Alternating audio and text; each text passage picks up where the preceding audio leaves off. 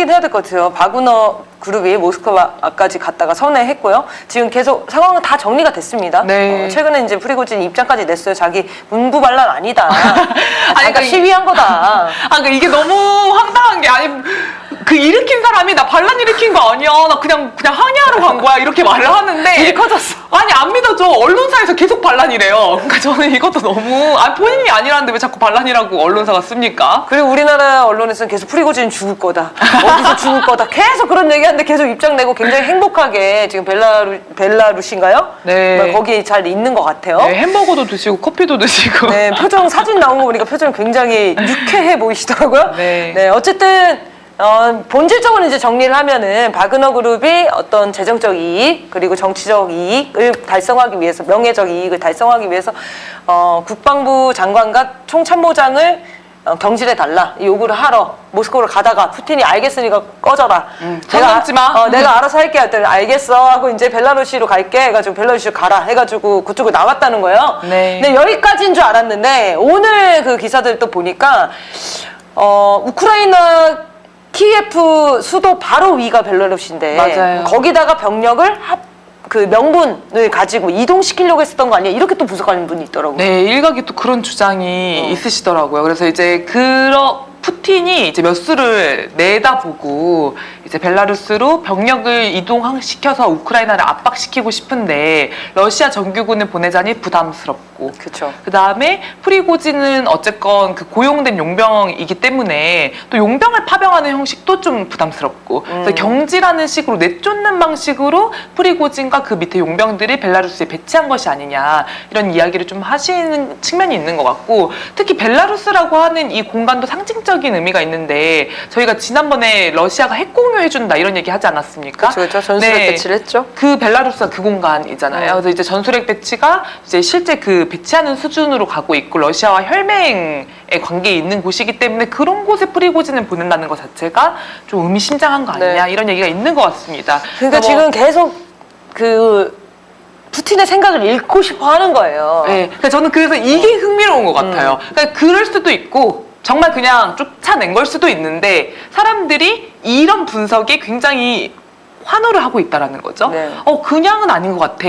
뭔가 푸틴이 뭔가 의도가 있어서 우크라이나를 압박하기 위해서 그렇게 하는 것 같아라는 주장이 나온다는 거는 이 전쟁에 대한 어떤 시각에서의 좀 변동이 있는 것이 아닌가 네, 이런 생각이 좀 들었습니다. 저는 푸틴이 내부 쿠데타로 네. 인해서 내상을 입을 거다 뭐 이런 분석들이 있었거든요. 지도력의 상실될 것이다. 근데 그게 말이 안 되는 게 만약에 그냥 군부 반란이라고 칩시다. 반란은 24시간 만에 푸틴이 말 한마디로 정리를 했어요. 그거는 지도력이 상승하는 거 아닙니까? 네, 그래서 일부러 또 그런 걸 사주한 게 아니냐 이렇게 주장하시는 분도 있어요. 본인의 지지력을 결집시키기 위해서. 네. 제가 좀 궁금해가지고 푸틴에 대한 지금 지지 기반이 어떤지 좀 찾아봤더니 물론 뭐 최근은 아니지만 5월 31일 조사에 따르면 지지율이 82%예요. 압도적이에요. 지금 윤석열 반대 지지율이 거의 70% 아니잖아요. 네. 그런 걸 생각해보면 윤석열은 당장 전복돼도 이상하지 않은 정권인데. 그렇죠. 지도력을 상실한 정부. 네, 지금 푸틴의 지도력을 걱정할 때가 아니에요. 푸틴의 지도력은 건재합니다. 네. 그래서 지금 러시아가 오히려 이 사태를 통해서 무엇을 얻었는가를 보면은 전 첫 번째는 푸틴의 말씀하신 것처럼 지도력의 힘을 오히려 보여주고 지지층을 결집시켰다. 이게 하나 있는 것 같고요. 두 번째는 뭐 의도이든 아니든 우크라이나에게는 프리고진과 그 용병들이 벨라루스로 가는 게 상당히 압박이 될 수밖에 없는 상황이 됐다. 네. 그리고 이제 세 번째는 서방이 개입할 수 있는 여지를 차단시키는 효과도 있었던 것 같아요. 이 반란이 있고 나서 그 러시아의 외교부 장관인가가 나와서 무엇을 얘기를 하냐면 미국과 서방이 이 군사적 움직임에 개입한 거 아니냐. 이런 얘기를 갑자기 뜬금없이 해요. 그러면서 뭐라고 하냐면은 미국은 이제까지 자기가 이익을 얻을 수만 있다면 타국의 정권을 교체하기 위해 어떤 짓도 서슴지 않아왔다. 그래서 실제 이 군사 반란에도 미국이 들어와 있는 것이 아닌지 철저히 조사해내야 된다. 이런 얘기를 합니다. 그래서 우크라이나 전쟁과 관련해서 미국과 서방이 러시아와 대신 치르는 대리전이라는 얘기가 있는데 여기에서의 어떤 직접적인 개입들을 차단하는 효과들 이런 거를 지금 노린 것이 아닌가 싶습니다. 네. 제가 아까 벨라루시라고 발음을 했나 보네요. 네, 근데 다 이게 부르는 표현이 굉장히 다양하더라고요. 벨라루시, 벨라루스, 그래요? 뭐 이렇게 이게 우리나라 그런 것 말이 같아요. 아니니까. 네. 제가 좋아하는 그룹 이름이 루시거든요. 그래서 이렇게 조합된 게 아닐까 생각합니다. 벨라루스로 우리가 용어로 정리하는 걸로. 네. 저는 만약에 이제 바그너 그룹이 실제로 반란을 일으켰다는 전제로 생각하면은 그런 생각했어요. 다른 나라와의 전쟁을 용병 그룹을 이용해서 하는 거는 굉장히 위험하다라는 생각은 했어요. 되게 전 특이하게 봤거든요. 저도요. 전쟁을 하는데 우리 자국을 지키기 위한 전쟁이잖아요, 일종의 러시아가. 그럼 러시아의 자국 국민들의 아들, 딸로 구성된 애국의 마음이 있는 그런 군대가 싸워야 정신적으로도 높은 수준에서 싸울 수 있는 거잖아요. 네. 전쟁이라는 게 꼭 무기만의 싸움은 아니잖아요. 정신력의 싸움이기도 하고 명분의 싸움이기도 하고 그 동기의 싸움이기도 하거든요. 그래서 요게 반란이라고 처음에 이제 보도가 될 때 역시 용병으로 싸우면 안 된다. 용병은 안 돼. 용병은 안 돼. 왜냐면 언제 배신을 때릴지 모르는 거예요. 이익을 위해서 움직이는 그쵸, 집단이기 네. 때문에. 근데 재밌는 건 바그너 그룹에 있는 대부분의 용병이 러시아 사람이에요. 네, 아니 그리고 저는 좀 말씀하신 거랑 괴리 같이 하는 것 같은데 이 푸틴이 3가지 방법을 제시하지 않았습니까? 이 군사 행동에 가담했던 5천 명에 대해서 벨라루스로 가던가 너네 고향으로 돌아가던가 러시아 정규군으로 편입이 되라. 그래서 사실은 용병으로 묶여있던 이 군사 세력을 네. 러시아 군으로 편입할 수 있는 명분이 생긴 거예요. 오히려 괜찮은 거라고 네. 생각했어요, 저는. 그래서 저는 말씀하신 것처럼 전쟁이라고 하는 것은 그런 애국심이라든지 네.